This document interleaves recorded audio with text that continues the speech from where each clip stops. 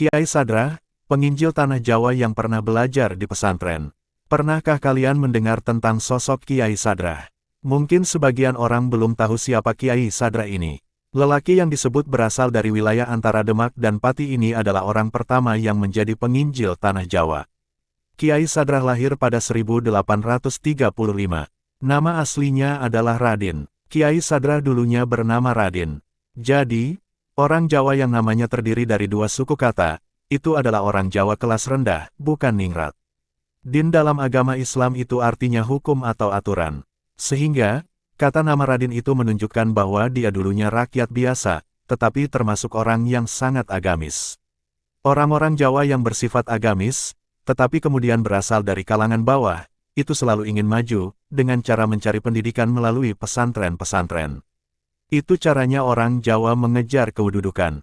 Perjalanan Kiai Sadrah. Ketika berada di desa Mojowarno, Jawa Timur, Radin sempat berkenalan dengan kekristenan, yang dianggapnya sebagai ngelmu. Radin kemudian bertemu dengan misionaris Belanda, Jelsma. Jelsma adalah penginjil pertama yang datang ke Surabaya pada tahun 1847. Namun, pertemuan tersebut belum meninggalkan kesan bagi Radin. Ia kemudian pergi ke Semarang dan menetap di Kauman. Setelah menimba ilmu di Kauman, Radin menambahkan namanya dengan Abbas. Sehingga nama Radin menjadi Radin Abbas. Dalam pengembaraannya mencari ilmu itu, dia menambahkan namanya Radin, ditambah dengan Abbas. Nah, ini dia menunjukkan bahwa dia itu cerdas. Abbas ini bukan sekadar nama. Karena, dalam sejarah Islam itu ada kekhalifahan Abbasiyah.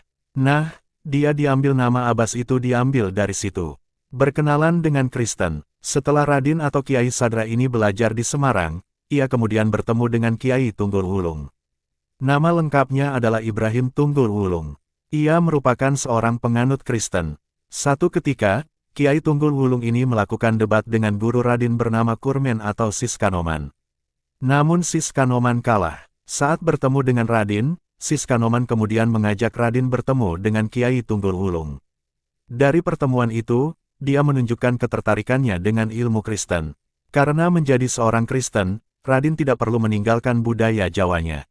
Kemudian, pada tahun 1865, Kiai Tunggul Wulung mengajak Radin bertemu dengan pejabat Batavia. Lalu, pada tanggal 14 April tahun 1867, Kiai Sadrah resmi menjadi anggota Gereja Zion Batavia yang beraliran Hervorm. Saat dibaptis, dia berusia 26 tahun dan memiliki nama baptisan Sadrah. Semenjak saat itu dia tidak lagi dipanggil Radin Abbas, akan tetapi Sadrah Radin yang lambat laun hanya dipanggil Sadrah saja. Sejak saat dibaptis itulah dia bertugas untuk menyebarkan brosur dan buku-buku tentang agama Kristen, dari rumah ke rumah di seputar Batavia. Setelah dibaptis dan menyebarkan brosur-brosur kekristenan, Sadrah pun kembali ke Semarang.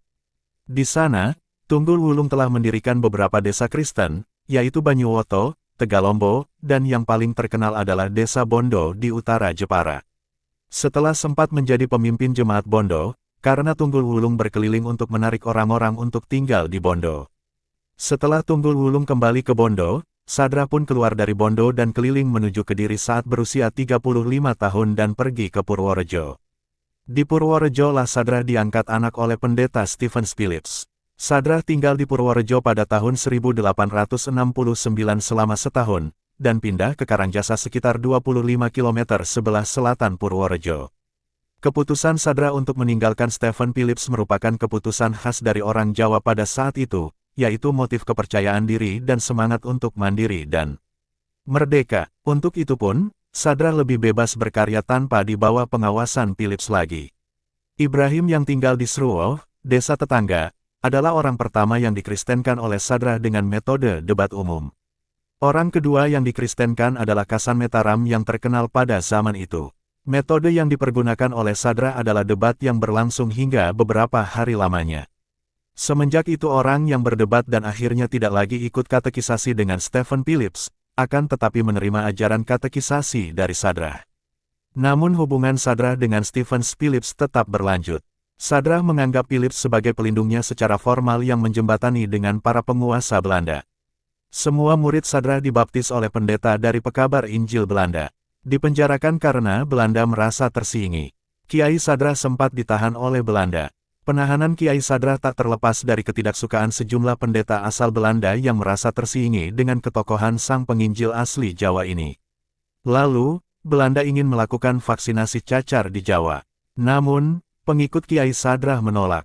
Hal ini kemudian menjadi pintu masuk bagi Belanda untuk mengkriminalisasi Kiai Sadrah. Ia kemudian dipenjara selama hampir 3 bulan. Sehingga, ketika Kiai Sadercah menghimpun komunitasnya, orang-orang Kristen ini dianggap sebagai ancaman. Selain itu, penahanan Kiai Sadrah juga tak terlepas dari kepentingan para pengabar Injil Belanda yang tidak suka terhadap Radin. Radin dianggap tidak setara kelasnya dengan para penginjil dari Belanda tersebut. Karena hal itu pula, Kiai Sadrah kemudian turut serta ikut berjuang melawan penindasan yang dilakukan oleh Belanda terhadap bangsa Indonesia.